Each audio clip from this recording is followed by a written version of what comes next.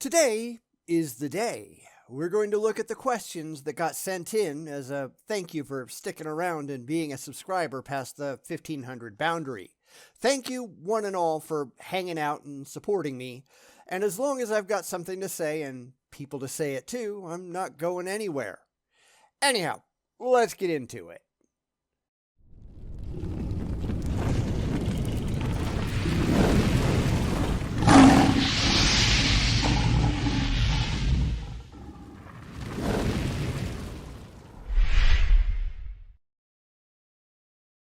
So, here we go.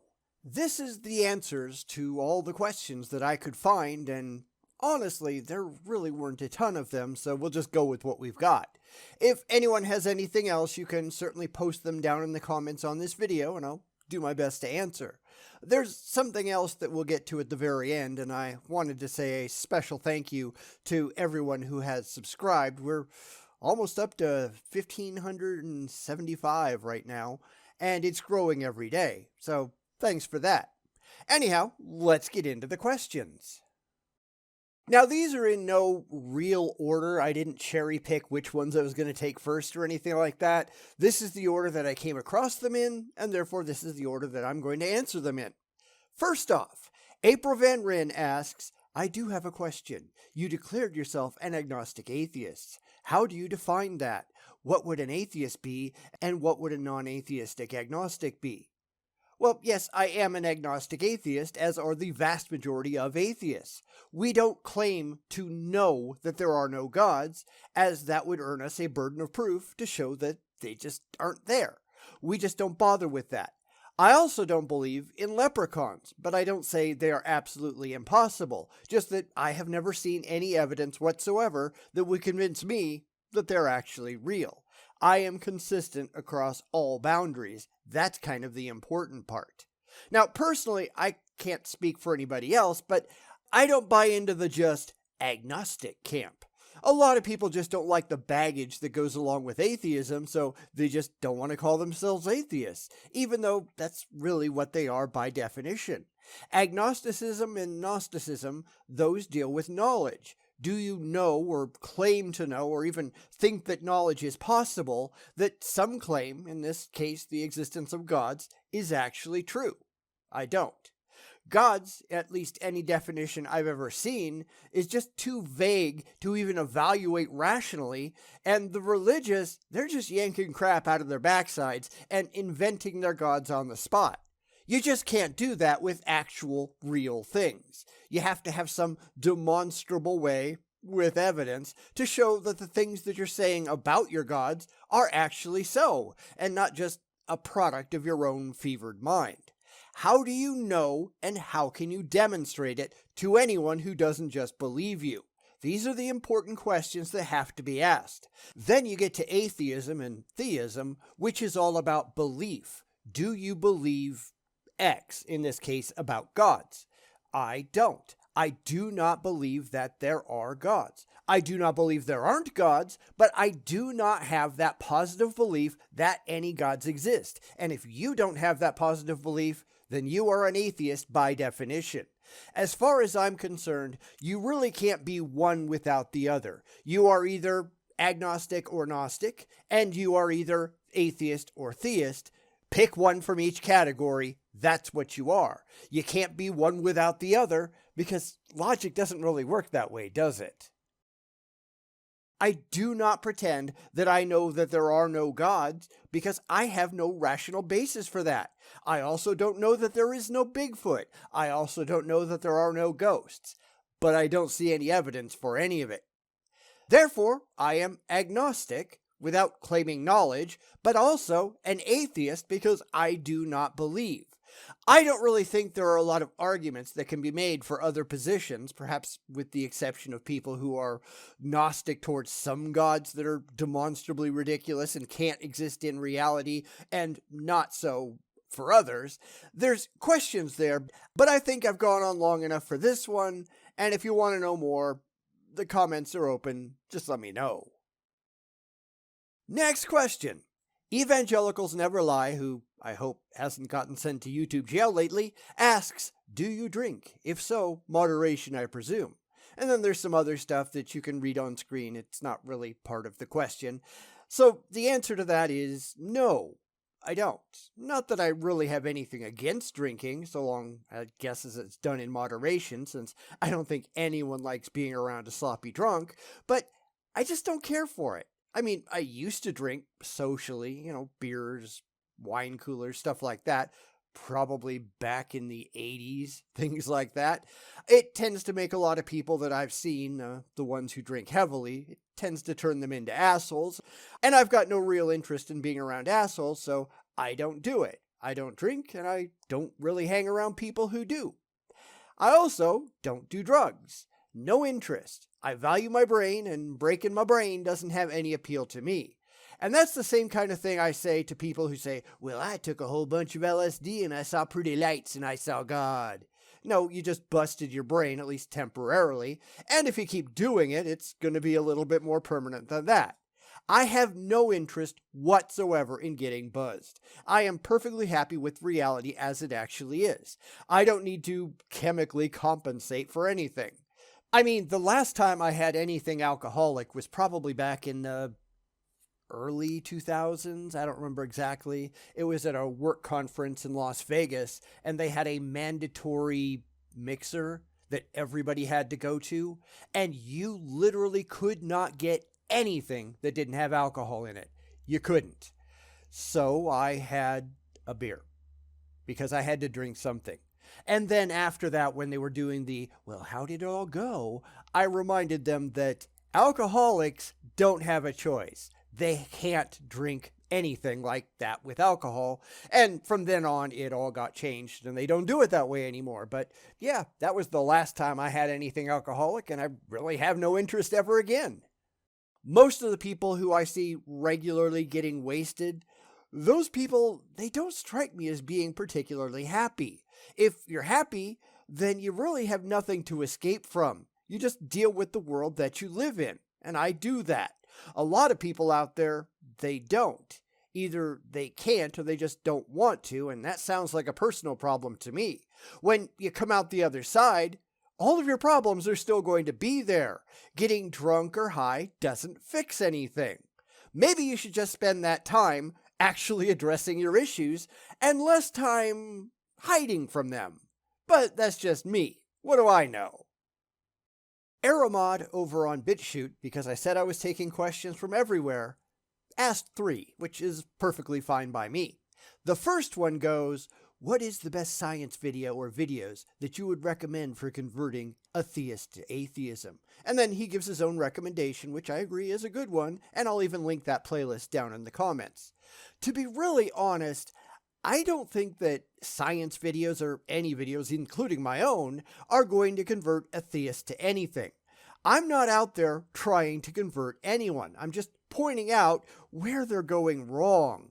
People like Daniel King, Frank Turek, people like that, they're just ludicrous jokes, but I hope they just keep doing what they're doing because they are fantastic fodder for video content. They're great to laugh at. It's digging down to where they're taking a hard left at Albuquerque that makes them so fascinating. But I don't think that if you sat your typical Christian down in front of any video ever, you would just magically convince them to change their mind, because that just isn't how things work. And I've said this before, but you don't change your mind until you are mentally prepared upstairs to do so. Nobody can change your mind against your will. When I was a Christian, there was nothing that could have changed my mind until I was in the proper mindset to do so. And that mindset comes from within, not without. You have to get to the point where truth matters more, and for a lot of people, they will never actually get to that point. And that goes for everyone, religious, non-religious, political, you name it. Lots of people are so beholden to their existing beliefs that they will never, ever change, no matter what happens. But as I said before, that's kind of an internal problem, a you problem, if you will, and I can't do anything about that. Second question from Iramad. What is your favorite or go-to example for proving evolution? Again, like I was saying, I don't think that there are any examples that are going to change the minds of anyone who isn't willing. Now, there are tons of examples, everything from Archaeopteryx, which shows the development of feathers, the peppered moth, which shows direct confirmation of industrial melanism. Even humans show distinct evolutionary traits. We don't have vestigial organs for nothing. However, none of that is going to change the mind of anyone who is dedicated to believing in creationism, because they just don't care about the truth.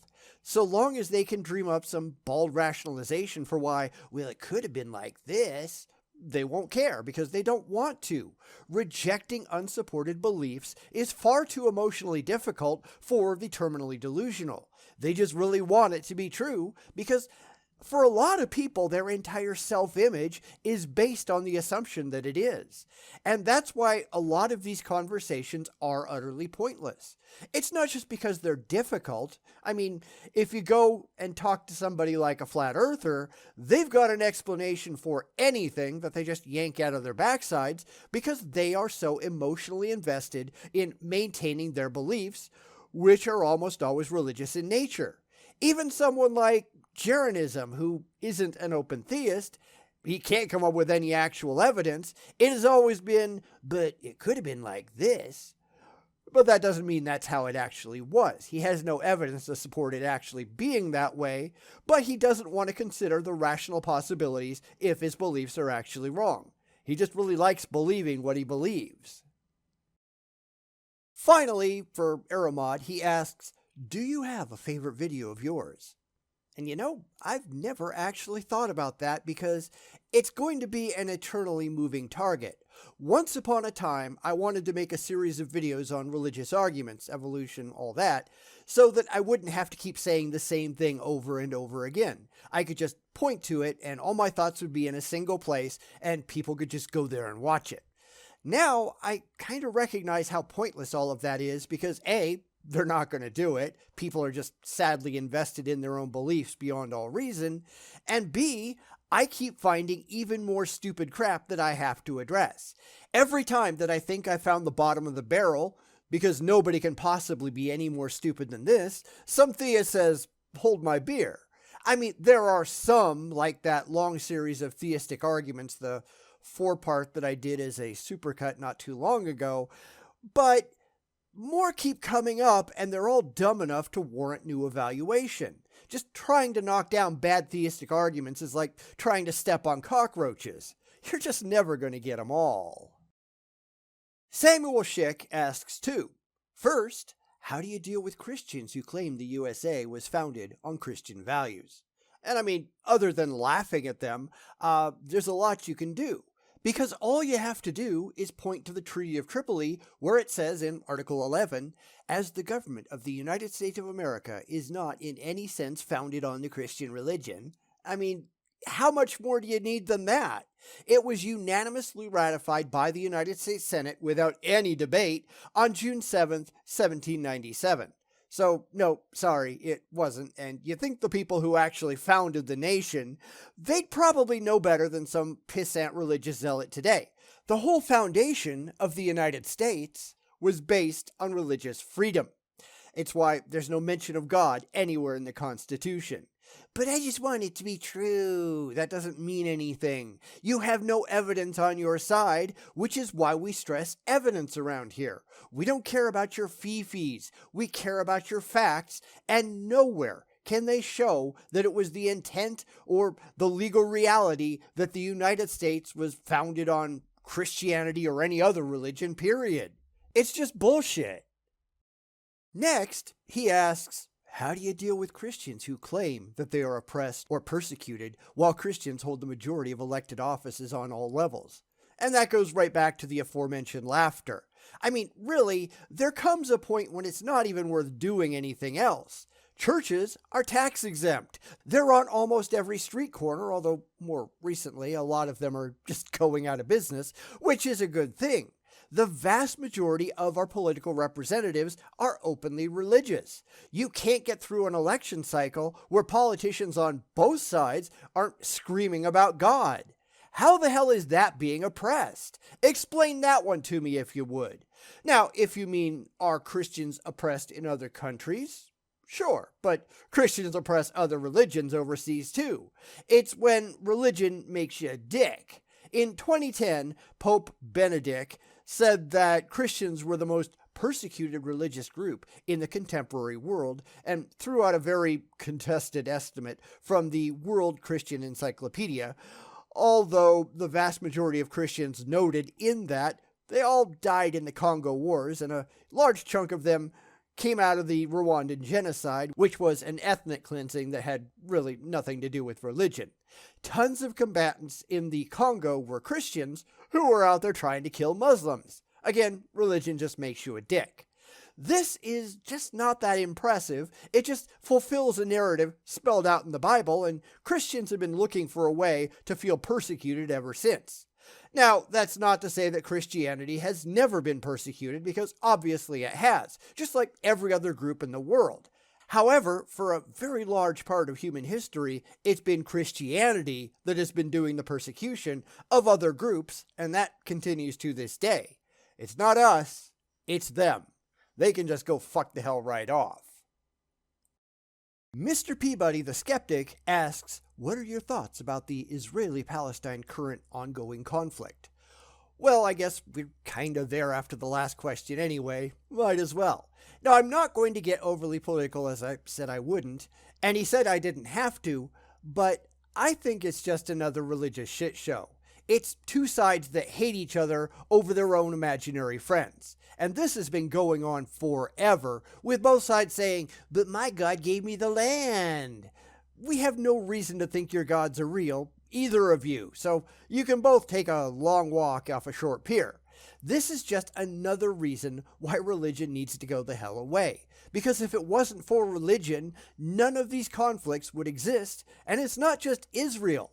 Iraq, Iran, Pakistan and India, religious violence in Nigeria, the Buddhist uprising in South Vietnam, the Lebanese Civil War, 9/11 for crying out loud, Croatia, Bosnia, the whole Sudanese Civil War, the Irish Troubles. All of these were primarily religious in nature. Two groups just shaking their dicks at each other and screaming about their gods. Well, fuck them all. Rational people shouldn't act like that. And it's really sad that so many people do. Finally, we get to Data Droid, who asks, are there any religions that you haven't addressed yet that you'd be interested in addressing at some point?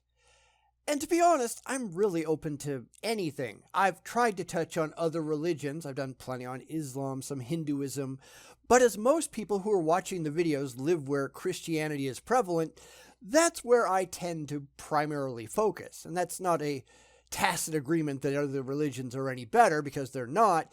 It's just because most videos being put up on YouTube, they tend to be made by Christians. Because there's also not a ton of non-Abrahamic videos that are going up on YouTube, which is where most of my fodder comes from. I'm willing to do just about anything, but you gotta go where the going is good, and at this point in time at least, that happens to be Christianity and Islam. If anyone has sources for anything else, let me know and I'll do that. I am an equal opportunity critic. The one thing that I have noticed, though, having done this for a very long time, is that pretty much all religions, they're all doing the same thing anyhow.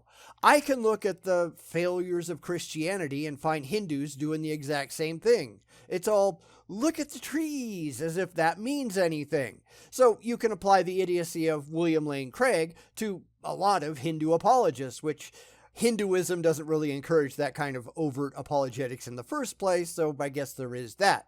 I would love to go after something like Raelianism or Agori, which is a cannibal cult of Hinduism, or the Church of All Worlds, which was borrowed from Robert Heinlein's Stranger in the Strange Land, but, those are kinda out there, and I don't know how serious they are. Hell, I'd go after Jediism if I could find anyone who wanted to be serious about it. Maybe we could help out the Church of Euthanasia, but seriously, there are people out there who really kind of need it. I'd do more if people would send deserving videos my way. The comments are open for anybody who wants to do so. Go right ahead. Now, there is one last thing that never happened, and I mentioned this at the beginning, but no theists, no identifiable theists, asked any questions, which I guess is a bit disappointing, but I guess we'll see what happens for the next Q&A, which I figure should happen around 2,500 subscribers. Let me know if you think that number sounds about right. These things ought to be events, not just something that comes around semi-regularly, so I'm thinking it sounds like a pretty logical place for the next one.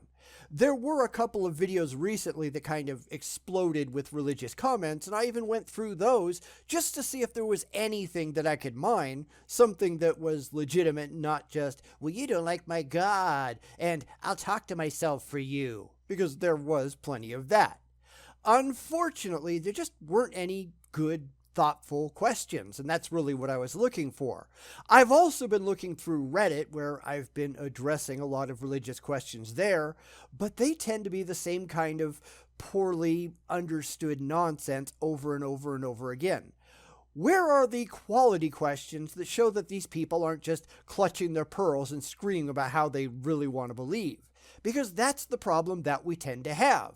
It's why I've been looking for many years now for any apologist or theist of any religion who can actually present a halfway decent case for their beliefs. Not faith, not comfort, actual evidence that shows, or that they can interpret it to show, that their deities are actually real. Where is any of that? I mean, I've looked and I just can't find any. Trust me, I've tried. Hundreds and hundreds and hundreds of videos under my belt, and I have never found a one. So here's some quick homework for the religious if you want to do it. What is the best argument for God? Not the one that makes you feel the best. What is actually representative of the pinnacle of theistic argumentation that's not just, I really want to believe, or it says so in a book that I like, or anything like that. Leave your faith at the door, because we are not interested in what you believe is true. We don't care what you feel. We want to know what you can rationally demonstrate is true or most likely true. And I have a feeling we're not going to see anything worthwhile there, but if I get anything really good, hell, I'll even make a special video just for those questions. I'm not trying to be difficult here. I am just pointing out that the claims made by the religious are just not rationally justified. They should not be believed. They should be proven. And if you can't prove it, you got no business believing it. I don't really think they care though, but I do welcome any of them trying to prove me wrong. Anyhow, that's it. That's all the questions that I received, at least the ones that I saw. If you think I missed yours, then by all means, post it below in the comments and I will make sure I answer it there. It's never too late, I guess. Keep watching and encouraging others to subscribe so we get up to that 2,500 benchmark. It's taking a while, mostly because I don't pander to anyone. I just say it like it is, and most people just don't happen to like that. Well, too bad for them.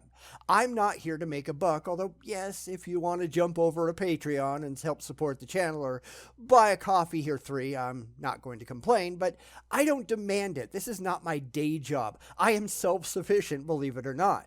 However, it's nice to be appreciated, and the whole low pressure thing is kind of rare on YouTube, so you kind of do what you want to do, and I'm fine either way. I'll be back on Monday for another regularly scheduled video, and until then, be rational and think critically. That's where humanity is having so many problems. Nobody cares what you really want to be true. Only what you can demonstrate actually is, and if you can't demonstrate your beliefs are valid with objective evidence to back it up, then you have absolutely no credible reason whatsoever to believe it yourself. Knock it off. You're just making yourself look bad and giving this channel more to laugh at. And I guess that's ultimately a win-win situation. If they grow up, we win. If they don't, we win. So yeah, stay safe and stay sane. I'll be back soon.